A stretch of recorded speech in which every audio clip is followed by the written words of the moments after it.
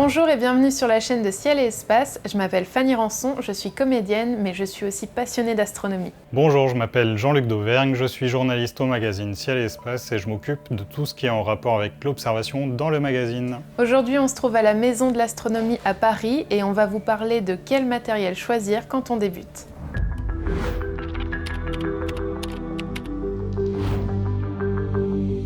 Donc du coup, Jean-Luc, comment on fait quand on a un budget de moins de 100 €? Alors ça, c'est une question qui revient souvent au moment des fêtes de fin d'année, surtout les cadeaux de grands-parents aux petits-enfants, etc. J'ai tendance à répondre en général, si vous avez moins de 100 €, la meilleure chose à faire, c'est d'aller pousser les portes d'un club d'astronomie ou alors d'aller voir le ciel au moment des nuits des étoiles. Dans les clubs d'astronomie, il y a beaucoup de matériel, il y a beaucoup de choix. En fait, le problème, c'est qu'il y a moins de 100 €, il y a des instruments d'observation qui existent, mais ils sont globalement pas très qualitatifs. Donc il faut soit que les grands-parents qui veulent faire un cadeau poussent peut-être le budget jusqu'à 150, 200 € ou se cotisent avec d'autres personnes dans la famille. Mais à moins de 100 €, il vaut mieux vraiment aller dans un club d'astronomie. Et d'une façon générale, de toute façon, si on veut acheter du matériel, c'est bien de commencer par un club d'astronomie, puisqu'on va pouvoir avoir différents instruments, et que même si on a une petite idée de ce qu'on veut, on va peut-être affiner son idée en allant voir ce que les gens utilisent dans les clubs. Et du coup, un club, c'est payant ou c'est gratuit? C'est une association ou c'est privé? Comment ça Alors fonctionne? les clubs, il y a un petit peu de tout, mais en tout cas, il faut aller voir sur le site de l'Association française d'astronomie, qui est dite Ciel et Espace. Il y a une liste de tous les clubs d'astronomie en France. Il y en a, j'ai pas le chiffre exact, mais l'ordre de grandeur, c'est 300 à 400 clubs en France, donc ça fait beaucoup. Donc on a forcément un club d'astronomie à côté de chez soi, et c'est en général des structures associatives. Et bon, si on y va comme ça avec un enfant qui débute, c'est sûr qu'ils vont laisser l'enfant venir 2-3 fois, et puis après, il faudra peut-être que la personne devienne adhérente du club, mais bon, après c'est l'adhésion à une association, ça coûte peut-être 15-20 € selon les cas, c'est pas ça qui coûte cher. Ok. Et on peut aussi commencer à s'intéresser en achetant des bouquins ou en se renseignant aussi d'autres manières pour essayer d'apprendre avec les cartes du ciel ou ce genre de choses.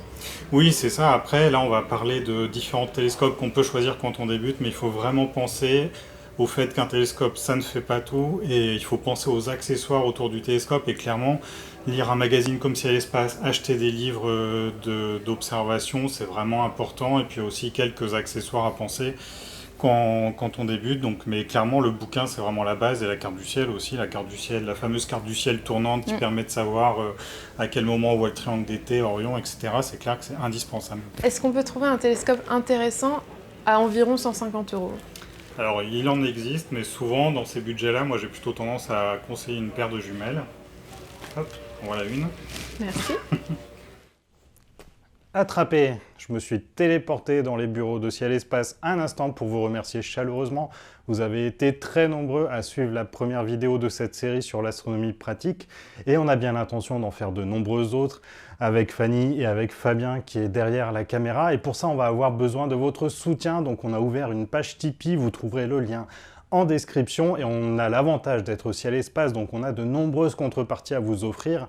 À partir de 10 €, on vous offre un hors-série pour débuter en astronomie en échange, et pour des contributions plus élevées, on peut même vous offrir des abonnements à Ciel et Espace. Ciel et Espace, c'est tout un univers avec ses magazines, son site web, ses podcasts, etc. et cette chaîne YouTube maintenant, bien entendu.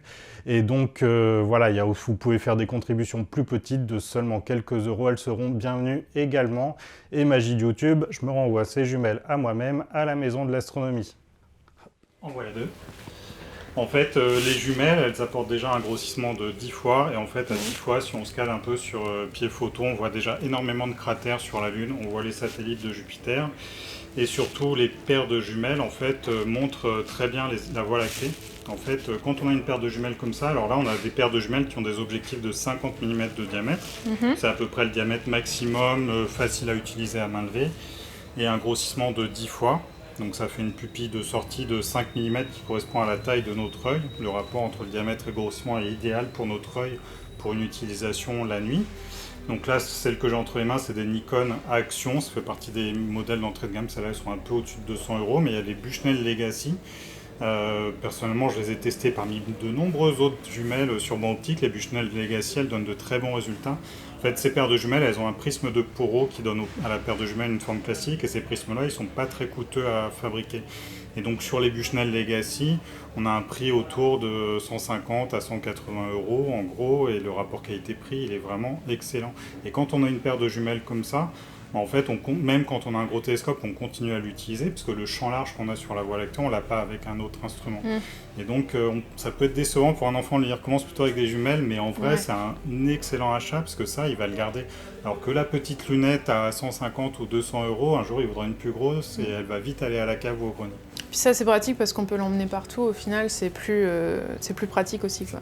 Exactement, on peut emmener en voyage, on peut emmener en vacances. Souvent, pour partir en vacances, il n'y a plus forcément la place pour un télescope dans les bagages. Donc oui, très clairement. Par contre, on ne peut pas faire d'observation planétaire avec.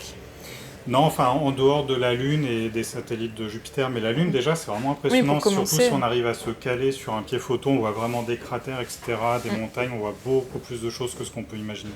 Et donc, du coup, c'est quoi le budget minimum pour avoir un bon télescope débutant ?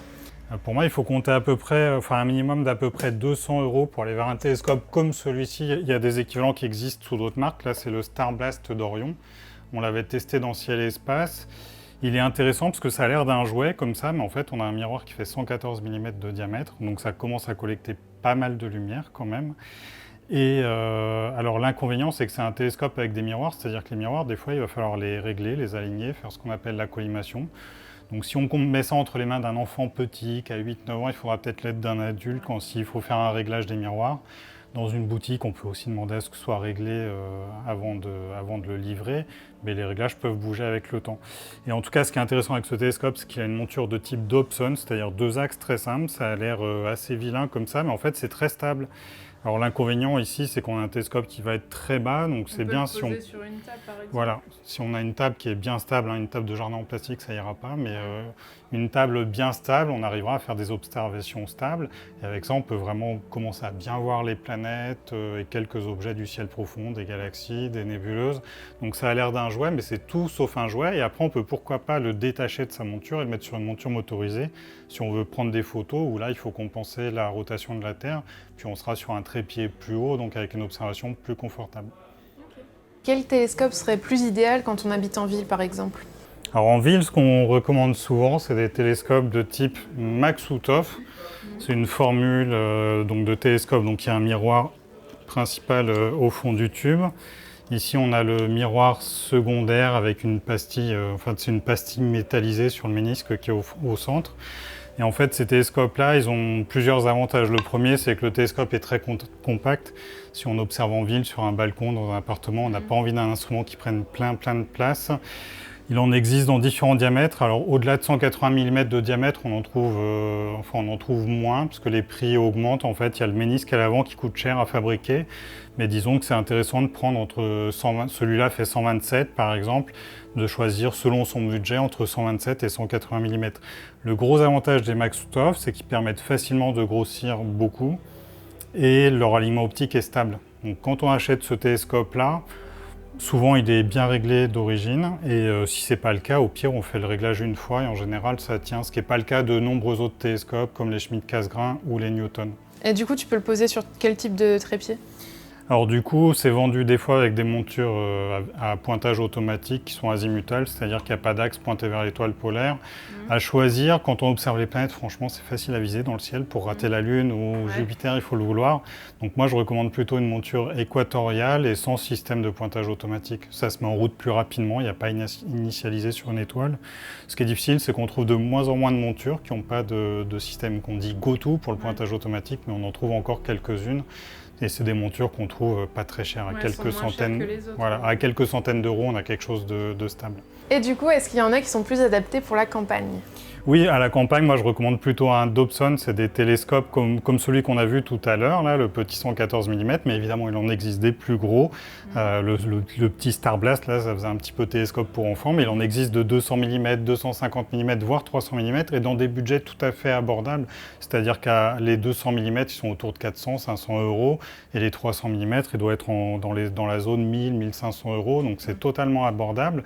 Quand on a un ciel de campagne, on va pouvoir voir des objets faibles, des nébuleuses, des galaxies. Et là, il faut vraiment beaucoup de diamètre pour collecter la lumière, pour voir ces objets faibles. Et ces télescopes-là sont encombrants, très clairement, mais si on a une maison, a priori, on va pouvoir le stocker assez facilement, donc là, c'est pas un obstacle. La seule chose à savoir, c'est que c'est des télescopes avec des formules de type Newton, et il faut faire l'alignement des miroirs entre eux, donc on peut acheter, s'il se vend par exemple, des lasers qui aident à faire ce réglage, et avec un laser, c'est un réglage qui est assez facile à faire, mais il ne faut pas hésiter à le faire. Et du coup, évidemment, on va voir quand même plus de choses que quand on est en ville, ou ça va se jouer quand même à pas grand-chose? Non, oui, si, on va avoir plus de choses. Là, on a vu les Maksutov pour la ville, on va avoir du mal à monter à plus de 180 mm de diamètre. Et plus on va monter en diamètre, plus on va pouvoir avoir de résolution. Donc même sur les planètes, avec ces télescopes-là, on va pouvoir avoir plus de résolution. Alors le problème, c'est que souvent, ils n'ont pas de moteur, mais de plus en plus, on en trouve avec un moteur, malgré leur monture un peu simplifiée. Et c'est vrai que quand on observe une planète à 300 fois, par exemple, là, c'est mieux de compenser la rotation de la Terre et d'avoir un suivi.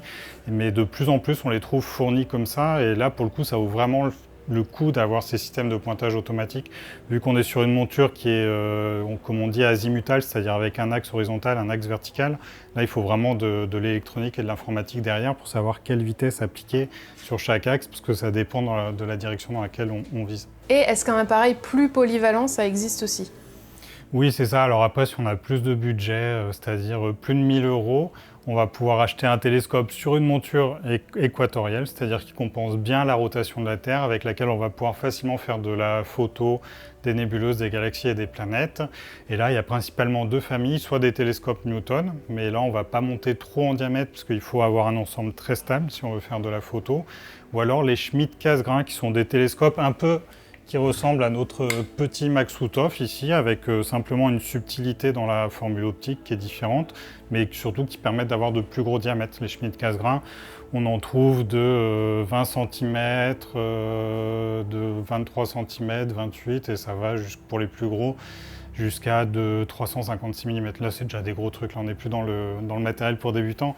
Mais typiquement, chez Celestron, par exemple, parce que c'est la marque la plus représentée là, sur ces formules-là, un C8, ça vaut autour de 1000 €. Le tube optique, j'ai pas le prix exact en tête. Et ça, c'est des télescopes qui sont vraiment polyvalents, avec lesquels on va pouvoir faire de la photo, des objets du ciel profond comme des planètes. Donc vous l'aurez compris, il y en a vraiment pour tout le monde, pour tous les budgets et toutes les utilisations qu'on a envie d'en faire quand on débute. Et puis si vous avez encore des questions ou des hésitations, vous pouvez toujours aller dans un magasin comme la Maison de l'Astronomie ou plein d'autres pour demander et poser vos questions aux vendeurs, et ils sauront vous aiguiller dans vos choix. On vous remercie vraiment d'avoir suivi cette vidéo et on vous dit à bientôt. N'hésitez pas également à laisser des commentaires et à poser vos questions dans les commentaires. Si vous avez des questions sur le matériel, c'est aussi le bon endroit. Vous trouvez aussi les adresses de la rédaction dans le magazine Ciel et Espace. Et puis évidemment, n'hésitez pas à suivre cette chaîne, à laisser un pouce bleu, c'est toujours très important pour nous. À bientôt.